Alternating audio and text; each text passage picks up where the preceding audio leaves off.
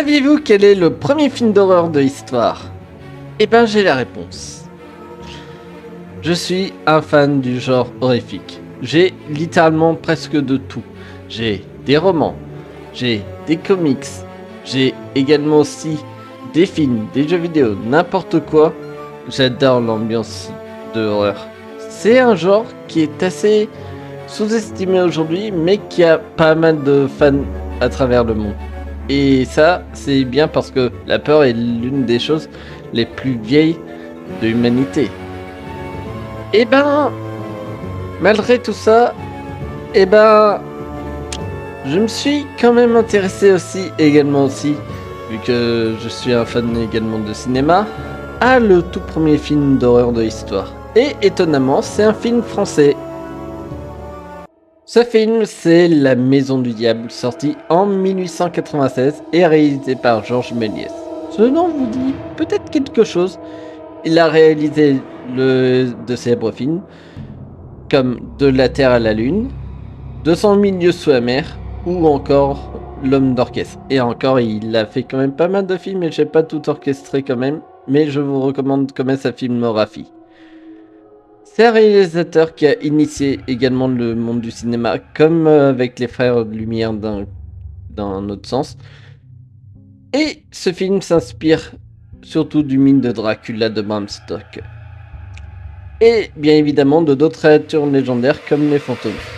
Ce court film dure que seulement 3 minutes ou 120 secondes. Et ça nous plonge dans une ambiance horrifique. Malgré qu'il y ait peu d'acteurs quand même dans le court-métrage, il y en a qui sont quand même assez reconnus, comme par exemple Georges Méliès et bien évidemment Jane Dalcy, qui cette dernière a interprété le rôle de Jeanne d'Arc dans un court-métrage en 1900. Mais que raconte ce film, me direz-vous? Le film nous introduit directement à l'antagoniste principal du film, Méphistophélès, apparaissant comme un vampire, c'est-à-dire se transformer en chauve-souris, et il fait apparaître également un chaudron et un bossu, et qui apparaît en plus une mystérieuse femme qui est sans doute une victime du vampire. Après un court moment de transition, il y a 2 explorateurs qui arrivent, et ils vont pas tarder à faire face au maître des lieux. Ils sont même pas arrivés que déjà le bossu arrive et attaque l'un des 2 hommes avec une fourche. Ils décident de se séparer et l'un se retrouve face à un squelette. Il décide de frapper le squelette et une chauve-souris apparaît et il s'avère que c'était Méphisto. Et donc il fait apparaître non seulement le bossu, mais de nouveau il disparaît pour ensuite faire face à des créatures qui est sorti de nulle part et qui attaquent le pauvre homme. Et en voulant esquiver, Méphisto lui présente l'homme est sous le charme de la jeune femme, mais il s'avère qu'elle s'est transformée en sorcière. Et donc l'homme prit peur et fait face à toutes les créatures de tout à l'heure.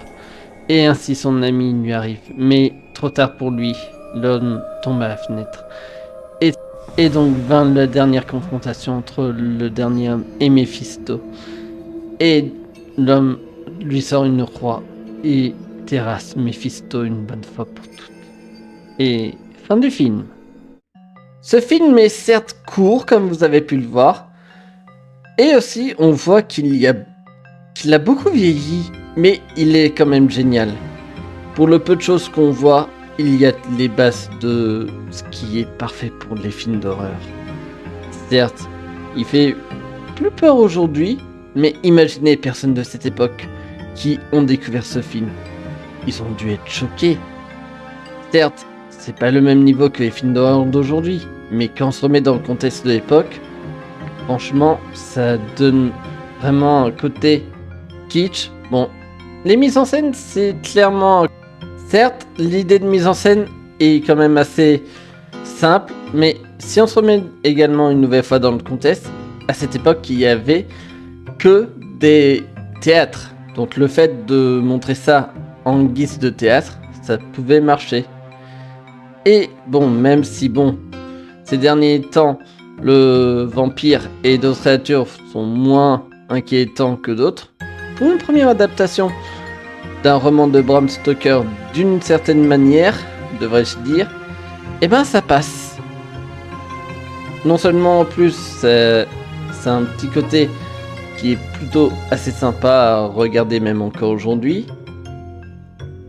Bon, après, niveau de l'horreur, ça peut laisser à désirer, mais ça reste vraiment sympa et regardable. Car certes, ce n'est pas du même niveau que les films d'horreur d'aujourd'hui. Mais sans ce film, tout ça n'existerait pas. Ou vu sur un autre angle. Et qu'aussi que pour les moyens de l'époque, ils ont rendu quand même un concept plutôt excellent. Et puis ce style de l'époque, hein, qu'est-ce que je vous dise.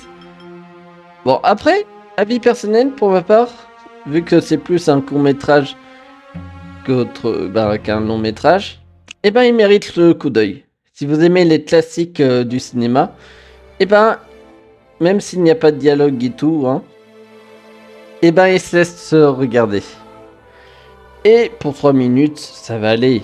Vous pouvez quand même au moins regarder les 3 minutes. D'ailleurs, si vous voulez, vous pouvez le trouver facilement sur YouTube, hein, ou ailleurs. Hein. Mais franchement, c'est un petit film que je vous recommande et qui vous fera passer un bon petit moment. Donc voilà, merci au Manoir du Diable d'exister et qui a quand même pu planifier tout l'engouement qu'on a pour les films d'horreur et fantastique. Vraiment, merci, le Manoir du Diable.